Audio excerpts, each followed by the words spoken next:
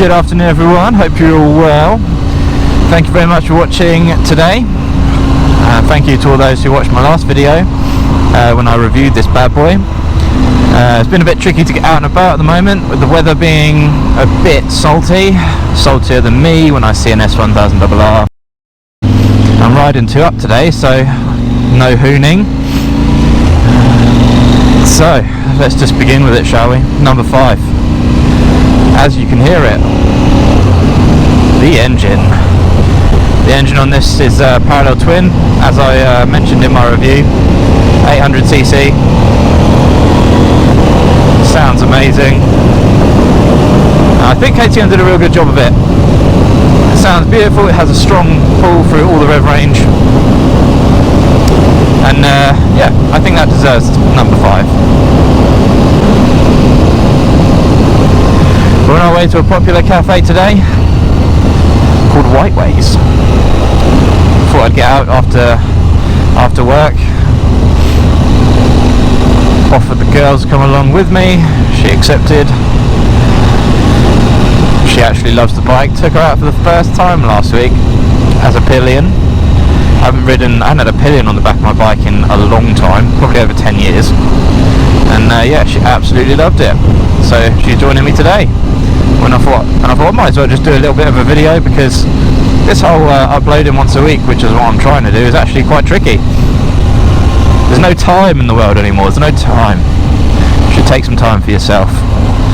What's going on here? Doesn't look great for...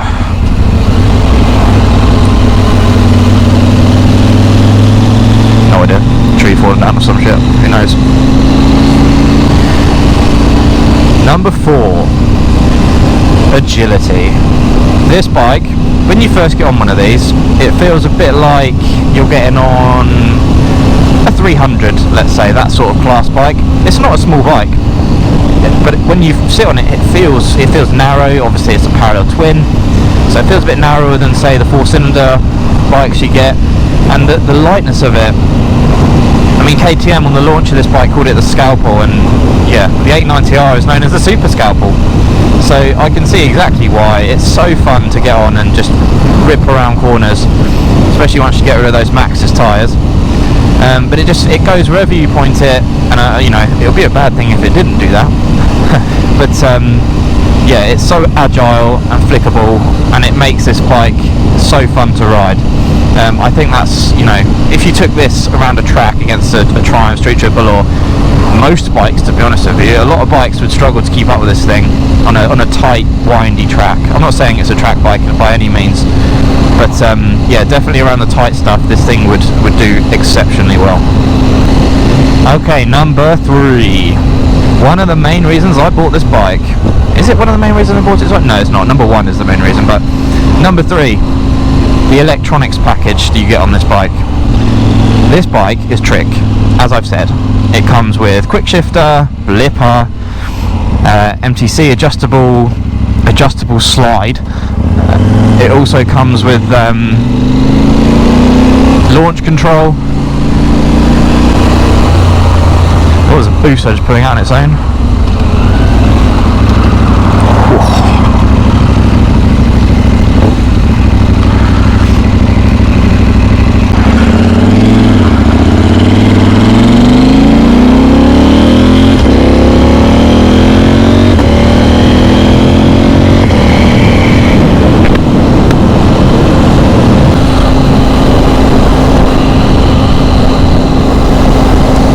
Check that view.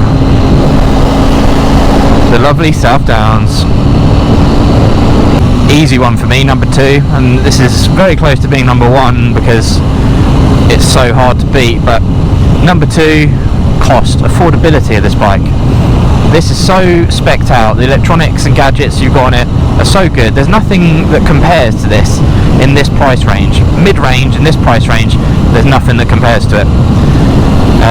Even the base model triple is, I think the base model triple, the most basic of triple, is only a couple hundred more, or a couple hundred less, sorry, than this is, which is, you know, come on guys, you want speckery, you want to boast, you want that launch control against that against that M3 at the lights. Actually, no one wants that, to be fair. No one, I haven't seen anyone use launch control. I haven't even used launch control on this bike. Something I totally forgot to do in my review. But we shall go, and we shall do it for another video. Number 1,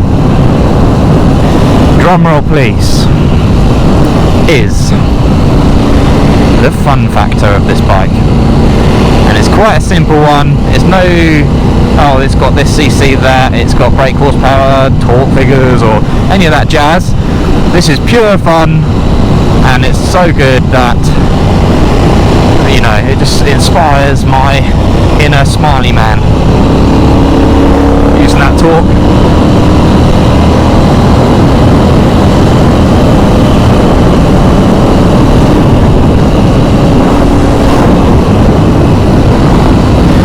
With my girlfriend, thank you.